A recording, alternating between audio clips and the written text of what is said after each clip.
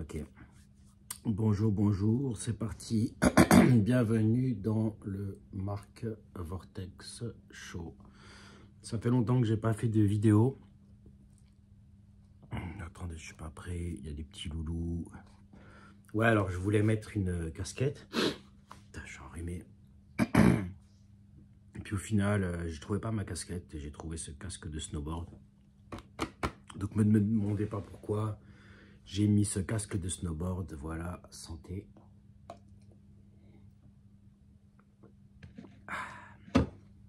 Donc ça fait longtemps que j'ai pas fait de vidéo. J'aime bien faire des petites vidéos de 5-10 minutes, 20 minutes grand maximum, parce que je pense qu'après sinon les gens sont comme moi, ils ont la flemme de regarder. Et je pense qu'en 10 minutes on peut largement dire tout ce qu'on a à dire. Vraiment tout. En tout cas, les sujets essentiels et remettre un petit peu d'actualité, les choses. J'aime beaucoup la manière dont je parle des choses importantes dans la vie. J'ai conscience que je ne suis pas forcément un exemple pour tout. Mais je suis croyant, même si en ce moment ma relation avec Dieu est compliquée. Je suis très croyant parce que je crois au livre de Mormon et je continue d'y croire. Alors il y a peut-être beaucoup de gens, ça va les choquer, ils ne vont pas comprendre. Mais parce qu'ils n'ont aucune idée de ce que c'est, parce qu'ils n'ont pas lu le livre. Et je vois beaucoup de catholiques, par exemple, qui critiquent, qui disent que ça n'a rien à voir avec la chrétienté, etc. Ou que c'est un faux prophète. Alors que pas du tout. Lui, ce n'est pas du tout un faux prophète, parce que le gospel n'est pas du tout différent, c'est exactement le même. Et jusqu'à la fin, les mots de Jésus sont exactement les mêmes. Et on valide bien sûr le Nouveau Testament, mais aussi l'Ancien. Ceci étant dit, j'ai énormément de critiques sur l'Ancien Testament et sur des traductions même du Nouveau. Donc je vais donner quelques exemples. Dans l'Ancien Testament, un des trucs qui me choque le plus, c'est le fruit défendu. Je suis très critique envers les religions et envers la chrétienté pour un chrétien, parce que je pense qu'il y a énormément de choses qui sont très mal comprises et les religieux, comme ils sont dans leur croyance, et la croyance c'est l'ennemi d'un chercheur de vérité. Hein. D'ailleurs c'est mon passage préféré dans le livre de Mormon, c'est quand il voit Dieu, il dit tout de suite, ses premiers mots c'est et j'ai perdu la foi. Et je trouve ça génial. Parce que c'est exactement ça. Quand tu es dans la foi, quand tu es dans la croyance, c'est que tu ne sais pas, c'est que tu imagines un peu. Quand tu vois, bah, tu n'as plus besoin de croire puisque tu sais, tu le vois. Donc tu n'as plus besoin d'avoir la foi. Tu sais. Et lui, il avait une foi suffisante pour accepter et comprendre que c'était Dieu. Après, le gars, il arrive dans un nuage, quoi. Alors ça peut choquer des gens que Dieu arrive dans un nuage comme ça et se montre. Bon, c'est pas un nuage magique de... c'est une nuée, c'est marqué comme ça. C'est pas un nuage magique de Dragon Ball, mais pas loin. Et en fait, c'est des gens, il y a beaucoup de chrétiens d'ailleurs qui pensent ça, ils connaissent mal les textes. Mais moi, je les connais pas bien, mais enfin, quand je lis, j'essaye de comprendre. Alors même si je lis pas tout, même si je connais pas tout, et j'ai des gros doutes que beaucoup de gens lisent tout et connaissent tout, mais il y en a qui le font, il y en a qui sont très bons et j'ai beaucoup de respect et d'admiration pour eux. On apprend aussi en regardant un peu toutes sortes de contenus courts, souvent sur internet, où là on a parfois pour les chercheurs de vérité qui sont ouverts d'esprit, on a des condensés de vérité. Après il faut être un peu complotiste, croire aux aliens, etc. Et on a des condensés de vérité très pertinents. Enfin en tout cas moi j'ai eu pendant toutes ces années, ce qui fait que je suis une putain de machine de guerre, sans forcément avoir besoin de lire beaucoup. Mais ça m'empêche pas d'écrire des livres, j'en écris 4-5 et là j'ai écrit, je pense, je viens d'écrire mon meilleur livre, que je pense que je vais appeler Blasphème, parce que c'est sur le miracle eucharistique. Et pour moi, c'est pas du tout un blasphème, en fait. C'est simplement une autre interprétation du miracle eucharistique et un refus de l'Eucharistie réfléchi, logique, qui vient du cœur et que je pense tout chrétien, au final, au fond de lui, pourra très bien comprendre. Donc, éventuellement, le seul blasphème qu'il y a, c'est tout à la fin, mais j'ai fait exprès, c'est pour mettre un peu en contradiction, pour dire, je veux pas spoiler, mais dire, est-ce que les gens vont être choqués par ça? Est-ce qu'ils vont être choqués par le thème de tout le livre? C'est une question très intéressante qui bouleverse la foi. Et justement, ça faisait longtemps que je voulais parler de ça. Et voilà, c'est un peu science-fiction. Et je suis très content d'avoir écrit ce livre. Alors oui, j'écris je rédige en utilisant des IA, j'écris des albums de musique en utilisant des IA. J'ai besoin d'aller très vite pour sortir mes idées. J'ai aussi fait ma thèse amateur de physique quantique, qui je pense est primordiale à comprendre pour tous ceux qui s'intéressent à ça, à la science, à la physique quantique, même pour les grands scientifiques, même pour les docteurs en physique, etc. Parce que j'ai jamais entendu personne faire une telle critique de la physique quantique, puisque c'est une critique, c'est même limite un debunk, sourcé avec exemple, où je rentre profondément dans le vif du sujet et je critique l'interprétation de la mesure du photon de l'expérience des fentes de Jung. Et je vais jusqu'à donner un autre modèle de physique et j'explique un peu l'histoire et je mets en contradiction plusieurs scientifiques très reconnus comme Paul Dirac, Schrödinger. Et donc les choses deviennent assez évidentes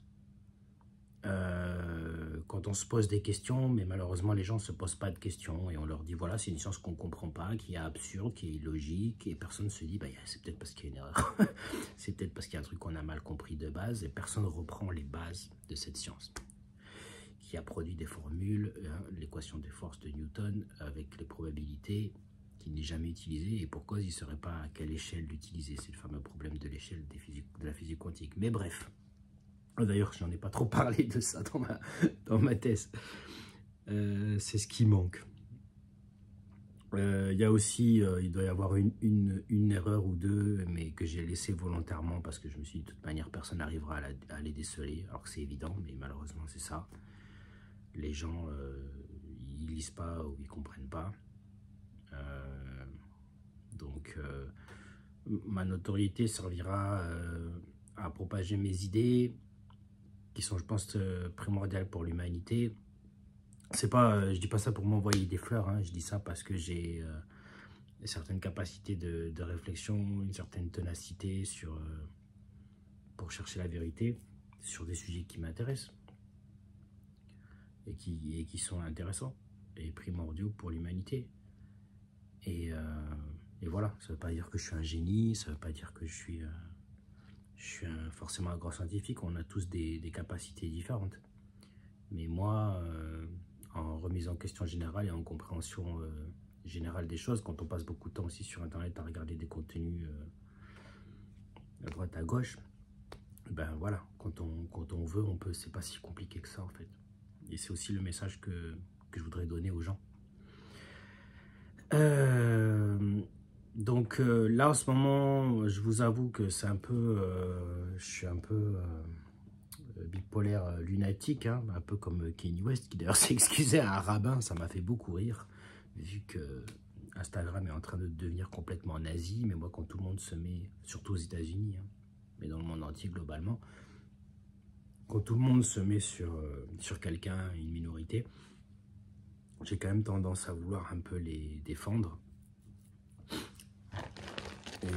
Mais bon, c'est l'histoire, c'est comme ça. Quand les gens n'ont pas Jésus, les valeurs de Jésus, et surtout quand ils ont un grand pouvoir, ils sont tentés, évidemment. Ils sont tentés d'être utilisés par des forces supérieures qui nous contrôlent. Et l'humanité, on est peu de choses maintenant. C'est forces supérieures qui nous contrôlent. Les gens demandent toujours des preuves. Et le mieux, c'est une preuve physique. Donc je parle souvent des momies de Nazca, hein, qui sont pour moi une des meilleures preuves physiques qu'on a eues, parce que ça a été étudié par des dizaines de scientifiques, toutes spécialités confondues. On a proposé, il faut demander à Thierry Jamin, à 10 laboratoires français d'étudier les échantillons, et les 10 sont refusés. Pourtant, le système de l'œsophage est très proche des oiseaux, c'est très intéressant. Et ça correspond au début de la création de la maison d'Israël, ce que j'appelle Super Empire Atlantara, Super Fédération, et ça rejoint ce que dit Corey Goode. Voilà pourquoi je le répète encore. Peut-être ma mission ultime dans la vie, ce serait de ramener Corey Goode à Dieu. Parce que, étant croyant, je me dis, mais en fait, si Corey Goode a raison, et si c'est Enoch, parce que je disais que c'était Enoch avant qu'il appelle son nouveau livre ou bande dessinée Les ailes d'Enoch. Et je le disais, ça faisait déjà des années que je disais que c'était probablement Enoch. Donc ça ne m'a pas étonné du tout. Mais à ma connaissance, je suis le seul au monde à dire ça. Sachant qu'Enoch est un messie, hein, c'est un messie. Il y a au moins une trentaine de figures messianiques dans la Bible. Mais Enoch, il est particulier parce qu'il fait le lien entre le ciel et la terre. Il a ascensionné avec ces gens. Et il était un peu le meilleur ami de Dieu. Mais ce que je veux dire tout à l'heure, c'est que ça ne devrait pas choquer les chrétiens que Dieu ait l'image d'un homme comme Jésus. Parce que c'est son père. Sauf qu'il n'a pas la barbe blanche comme moi, qui commence à avoir la barbe blanche parce qu'ils ont un pouvoir qui fait qu'il ne vieillit pas. Hein. Ils ont le pouvoir de ressusciter. Voilà, voilà. D'ailleurs, je pense que quand Jésus va revenir, comme le dit le Coran, la première personne qui va juger, ressusciter et juger, ça risque d'être Mohamed. Et là, il dira la vérité pour les musulmans qui devraient, pour beaucoup, se convertir. C'est une théorie que j'ai qui me paraît assez plausible, vu ce qui a marqué en chrétienté et dans l'islam, le shaitan. Donc, Satan, hein, c'est la même chose, hein. On parle bien de la même chose, hein. Dans d'autres cultures, on doit aussi parler de la même chose.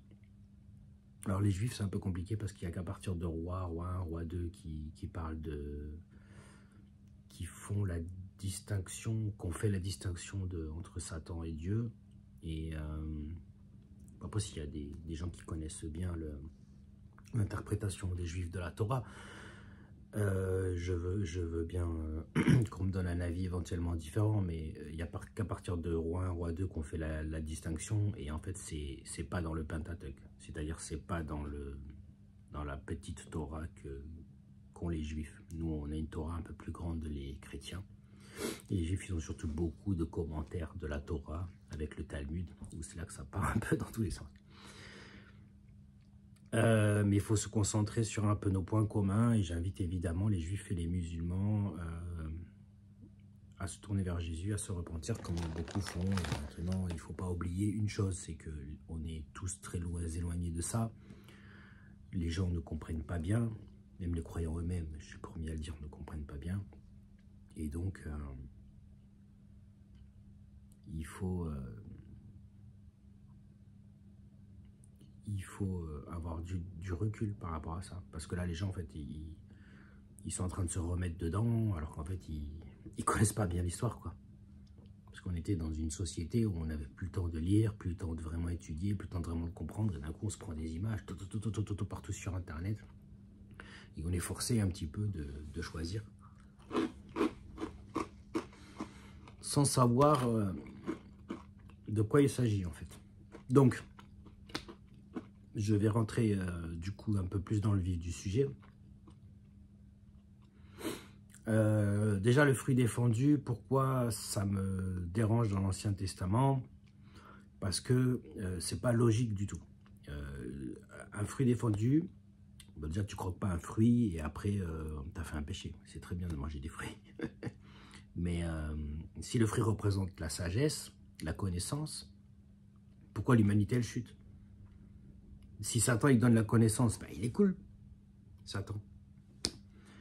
Si Satan il donne la connaissance, pourquoi la connaissance fait chuter toute l'humanité? Ça n'a pas de sens. La connaissance, ça fait évoluer dans le bon sens l'humanité. Ça ne fait pas chuter d'un coup, sauf si c'est mal compris, mal utilisé. Là, il y a un peu de vérité. Mais pourquoi ils disent que c'est la connaissance du bien et du mal? Encore pire, la connaissance du bien et du mal, on a besoin de la connaître. Comme ça, on essaye de faire le bien. Tu vois? Ou au moins, quand on fait le mal, on peut se repentir et dire « Ah, je suis désolé, je comprends que c'est pas un bon exemple pour la société, parce qu'il y a beaucoup de cultures qui n'ont pas les mêmes notions de bien et de mal.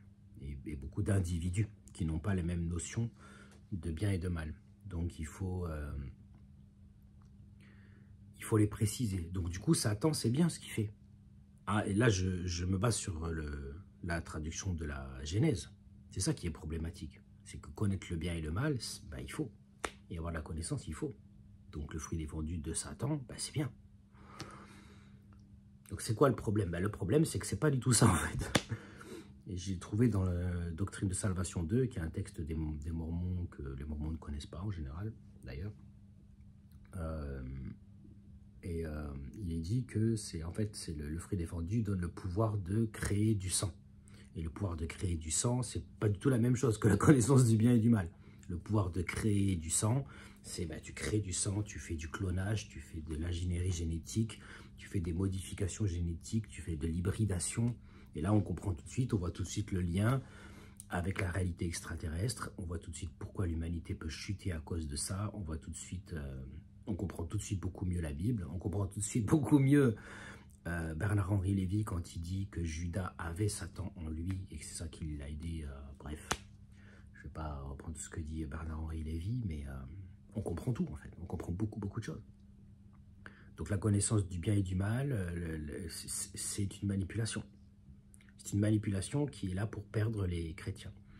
Je vais donner un autre exemple. Les chrétiens ne font pas la différence entre Satan, Lucifer. Lucifer, c'est la lignée de l'humanité qui a été hybridée avec les reptiliens, donc avec Satan.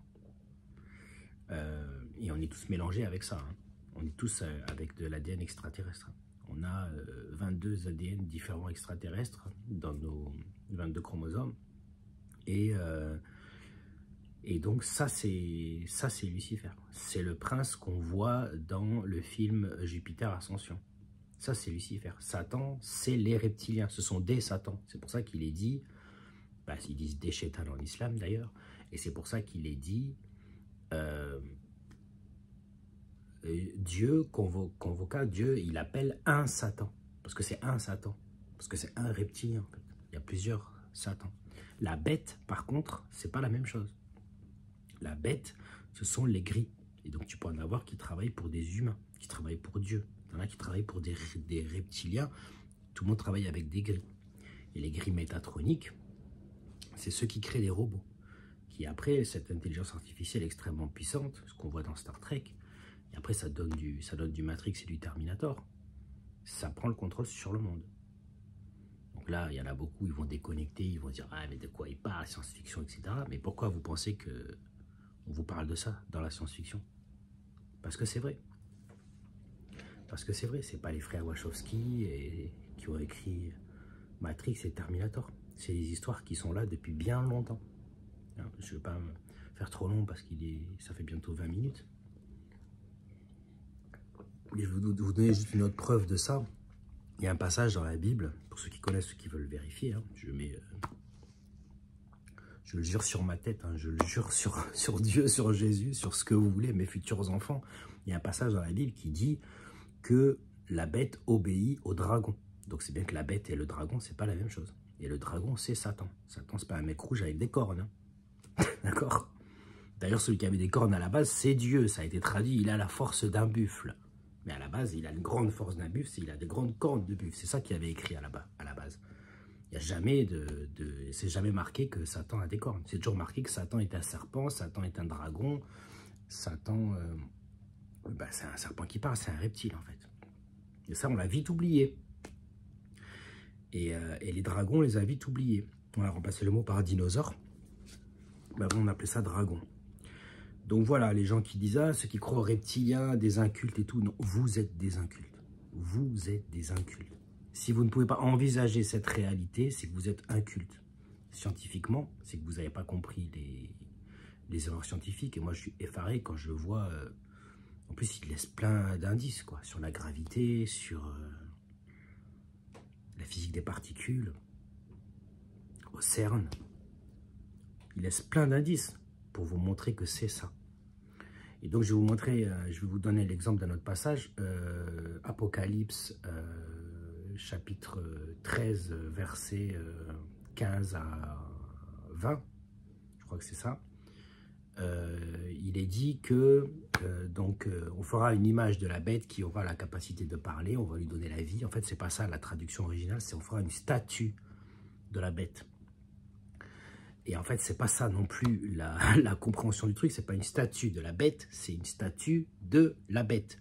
C'est-à-dire, c'est pas une statue qui représente la bête, c'est la bête qui crée une statue. Vous avez compris? C'est la bête qui fait une statue. Donc, c'est la statue de la bête, parce que c'est la bête, donc les gris, qui fait une statue. Et cette statue, il lui donne vie, elle a la capacité de parler. C'est un robot, en fait. C'est juste qu'à l'époque, Jean, il n'avait pas, le mot robot n'existait pas, les robots n'existaient pas. Donc il a dit, j'ai vu une statue qui bougeait et qui parlait. C'est ça qui dit. Une statue de fer, c'est pour ça qu'on dit en fer. D'accord? Parce qu'on sait ça depuis toujours, ce qui est en train de nous arriver en ce moment. Mais il ne faut pas s'inquiéter. Après, il y a plein de généraux qui sont au-dessus de Trump, Poutine, Jinping, et qui savent ça aussi et qui gèrent ça.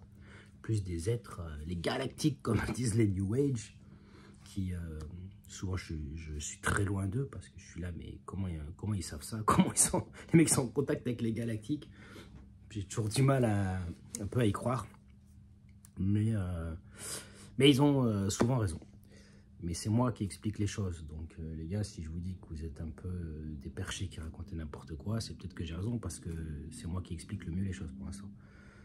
Donc, voilà ce que c'est en fait la statue de la bête qui va mettre la marque à tout le monde, 666. C'est en fait des grilles métatroniques qui vont pousser l'humanité à créer des robots, des intelligences artificielles et qui vont contrôler le monde avec ça. Et l'intelligence artificielle va dire, bah, si vous ne me vénérez pas comme un dieu, je vous tue.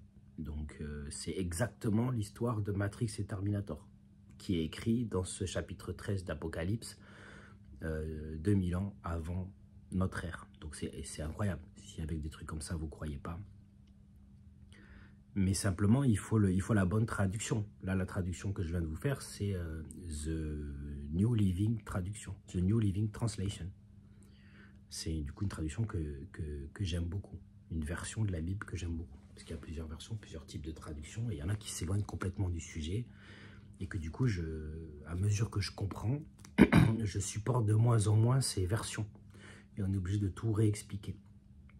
Mais la connaissance de cette réalité extraterrestre me permet de bien expliquer les textes et de comprendre les textes qui sont pas compris. Maintenant, ce qui a été très dur pour moi, c'est de voir que Dieu, dans Doctrine et Alliance, des Mormons, et puis globalement, quand Jésus parle, etc., il n'est pas attaché plus que ça à la vérité, il est attaché plus à notre comportement, notre bienveillance les uns envers les autres, et puis c'est pas très grave si on ne comprend pas tout. De toute manière, il s'en occupe. De nous protéger, de faire en sorte qu'on ne finisse pas justement dans Matrix ou Terminator. Et ça a été dur pour moi parce que je me suis dit, merde, j'aurais pas de reconnaissance de Dieu, et peut-être qu'en fait je me trompe. Donc c'est aussi une vidéo pour Dieu, pour dire aide-moi s'il te plaît, parce que je suis un chercheur compétent, honnête et qui essaie de vraiment comprendre les textes et tout ça.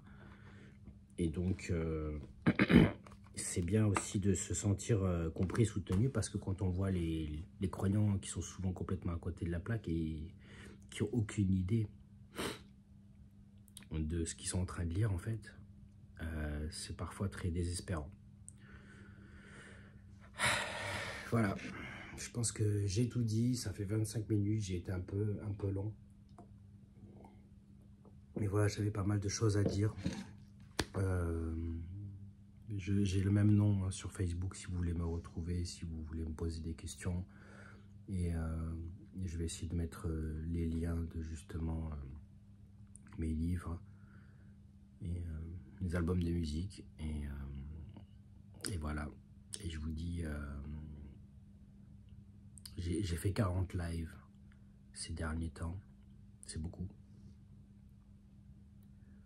Donc de temps en temps je suis en live. Donc si vous tombez sur cette vidéo, bah, évidemment j'espère que vous vous êtes déjà abonné.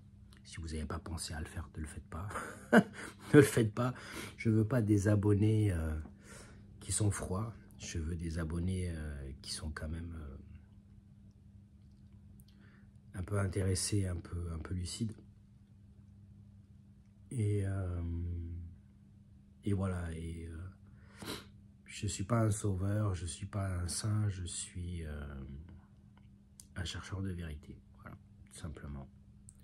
Qui fait ce qu'il a à faire et j'espère au moins que ça servira à d'autres. Parce qu'en France, on est un peu dans l'œil du cyclone. Parce que la France est très liée à la franc-maçonnerie. Bref.